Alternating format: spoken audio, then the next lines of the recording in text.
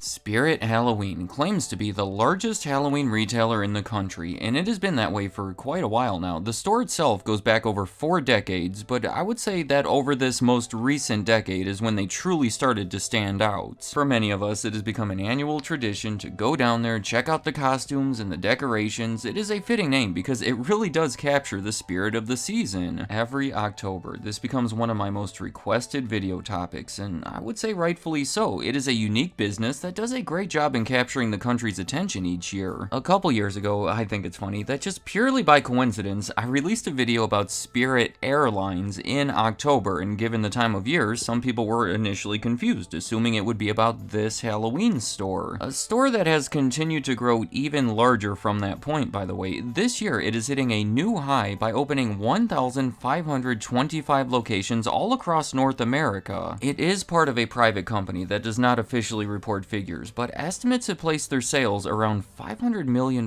per year, 90% of which comes during the Halloween season. That is not surprising, right? They do sell stuff on their website throughout the entire year and operate a few locations year-round, but most of these stores are only there for a couple of months. They pop up, get a ton of attention, have everyone talking about them, and then once November 2nd hits, they all shut down and everyone forgets about Spirit Halloween as their attention shifts toward the next holidays. Though recently they have been experimenting with a new chain of Christmas-themed stores in the Northeast, saying that their goal there is to create a festive retail experience that captures the spirit of the season much like we do for Halloween. It seems to be a logical enough way to continue expanding after they have already taken over the Halloween market about as much as they could realistically hope for. I have to admit, it is refreshing to see a retail success story like this that is unlike any other, so for this video, I'm going to outline what I believe to be the biggest reasons behind the success of Spirit Halloween. Starting off with the founder of the company, Joe Marver. I have a lot of respect for him because he found success by taking risks, challenging tradition, and thinking outside of the box. Maybe his most famous quote is when he said, "I didn't invent temporary sales, but I feel like I invented temporary Halloween." See, in the early 1980s, he operated a typical clothing store in San Francisco called Spirit Women's Discount Apparel. Yeah, I know, it's wild that the store was called Spirit long before it had anything to do with Halloween. And since there was nothing all that special about it, it was not doing particularly well. But the business that was doing well, particularly in October, was the costume shop nearby. There were people lining up across the street to shop there. So when that store moved to a new location, Joe Marver saw an opportunity. The following October, he was able to pool together $18,000 from friends and family members and use it to buy a bunch of costumes and other Halloween merchandise. He temporarily put most of the women's clothing aside, made Halloween his core focus, and it turned out to be the most successful month his store ever had. The following year, we could see why he had even more confidence in the concept, so he rented out some dedicated space at a nearby mall. He says that they laughed at him and put him in the corner in a poor location, but quickly gained some respect when he showed them sales of $100,000 at the end of the month. From there, he continued to reinvest in the business and open more stores each year, mostly in the southwestern part of the country, reaching 63 of them by the end of the 1990s. That is when he sold the concept to a much larger company that happens to be the next reason on my list, Spencer's. I am guessing that most of us have been to a Spencer's before. It is a wild store that is found in almost every shopping mall that I have ever been to. If you're not familiar, I recommend checking out this video I made about them that does include a segment about Spirit Halloween because it has become a huge part of their business. In 1999, when the acquisition happened, Spencer's was on kind of a downward trend and was not doing much to build up themselves or the Spirit Halloween brand. However, in 2003, Spencer's was sold to an investment group, a new leader was put in charge, Steven Silverstein, a turnaround plan was implemented, and a big part of that plan was to expand Spirit Halloween. A decade later, Silverstein revealed that Spirit had grown to account for about half of their income, and given their continued success over the next decade, I would guess that percentage to be even higher than 50% today. I do not want to spend too much time on Spencer's here, but they took control of Spirit, invested a lot of resources into it, and turned it it into a national brand. They are the ones responsible for growing it from 63 to over 1,500 locations. Another reason behind their success would have to be the growth of Halloween spending. The season itself is more popular than ever before. See, Halloween really started gaining traction back in the 1940s during the baby boom when everyone was moving out to the suburbs to raise families. There were all these kids in the neighborhoods where houses tend to be lined up next to each other, so trick-or-treating became a logical way to celebrate it. Disney would then capitalize on that by licensing their characters for costumes, which further commercialized the holiday and made it even bigger. Then, years later, when those kids started having their own kids, their nostalgia for the holiday and desire to continue traditions sparked a resurgence for the holiday, and that has kind of been the cycle ever since. Today, oh my goodness, social media and pumpkin-flavored, well, everything has helped take things to even a higher level, to a point where people are spending significantly more on Halloween than ever before. It is now a $12 billion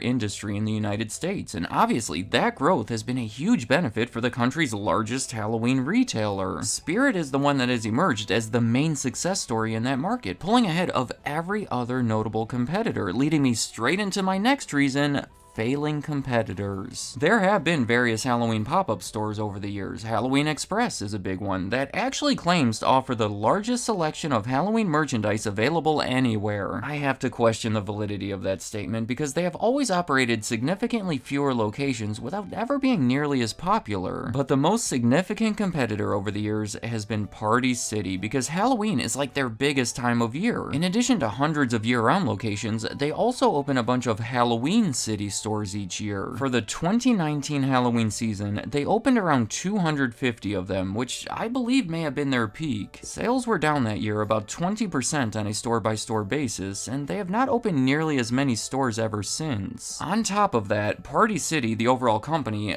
filed for bankruptcy in early 2023. Plenty of factors can be blamed for that, but Spirit taking away market share during their most important season is likely one of those factors. Just going off of my own personal experience from visiting some of these various Halloween stores, Spirit has always stood out to me as being more fun to visit. They do a good job at creating a fun Halloween atmosphere complemented by all these displays and noises and animatronics, not to mention a wide variety of products. In fact, that is going to be the next reason on my list: variety. Again, just from my own experience, Spirit seems to have a larger selection than most of the competing Halloween or party stores, and certainly more to offer than the competing discount or department stores. They work to secure official licenses for costumes so you can buy the actual thing instead of a legally altered imitation of it. They also make sure to maintain that variety straight up into the holiday itself. They do that by storing most of what they do not sell until the next season, repurposing 30 to 40% of it, whereas the typical department store tries to avoid storing it in the off-season, so you may have noticed that things start to sell out as the actual holiday approaches. That is what makes Spirit more reliable and a great place for last-minute costume ideas. Steven Silverstein even went so far as to call this their secret sauce. Yeah, those are his actual words. They call themselves a one-stop destination for all things Halloween, so let me know if that has been your experience. The next reason on my list is, I'm guessing the one you have been waiting for, pop-ups. It is probably the thing that stands out the most about them. Almost all other popular stores are going to be there any time of the year you try to visit, whereas Spirit will only be there for a couple of months. They employ something like 50,000 people for the season and are known for moving into empty buildings shortly after major retailers shut down. They say that they are constantly on the search for potential locations as soon as the previous season ends, but given the state of physical retail recently, I can't imagine the search has been too difficult. I cover a lot of these failing retailers on my channel, and sometimes I'll see a comment saying that that particular store shut down in their town and Spirit Halloween swooped in to take it over. I think it is so funny that their flagship store in New Jersey is so clearly in Old Circuit City. It is like they are so proud of their strategy that they want to show it off. Ideally, if a location proves to be successful, they try to secure it again for the next year, and that does end up happening about 2/3 of the time. They also try to place them in high traffic areas near other popular retailers, like a lot of them have opened close to a Walmart or a Target. You have to think that it is risky to expect customers to seek out your store at new locations so often, and according to CEO Steven Silverstein, he believes that the brand's strong name recognition is is what allows them to do that. Leading me right into the final reason behind their success, marketing. I mean, this is quite a logo that will stand out and draw your attention from the road. The stores themselves have an atmosphere that I would describe as a blend of funny and creepy, but in a good way. The company is active on social media with hundreds of thousands of followers on just about every platform, where they release some eye-catching content, like when Art the Clown from the Terrifier movies visited the store. Or another thing recently is Saturday Night Live made a parody commercial for Spirit Halloween that I recommend. It's very funny. It's on YouTube, where it got a lot of attention. Spirit then responded to it with their own joke about SNL, so you can see how all this has been effective in promoting the brand. Spirit has also made its own movie that was not incredibly well received. Critics' consensus on Rotten Tomatoes says it was neither a trick nor much of a treat. But still, not many retailers can say that they have a theatrically released movie named after them. These are just a few various examples I picked out of how the brand has gained attention and formed a distinctive identity. So there you have it. Spirit Halloween is the biggest, most successful retailer of its kind, and those are what I believe to be 7 of the key reasons behind its success. Let me know in the comments, what are your thoughts about Spirit Halloween? Do you look forward to going there every year, or maybe you have avoided it altogether in favor of one of the competitors, or just because you don't care much for the holiday in general? To me, it is like an indicator. When I see one popping up, that is how I know that we are officially into fall and switching gears into the Halloween season. Also, I'm curious about what you see for the future of the company. Will the Christmas stores be successful, or should they keep all of their attention on Halloween, where they have already done so well? And any other thoughts you have about Spirit Halloween, leave them in the comments. I'd like to hear what you have to say. Thank you for watching.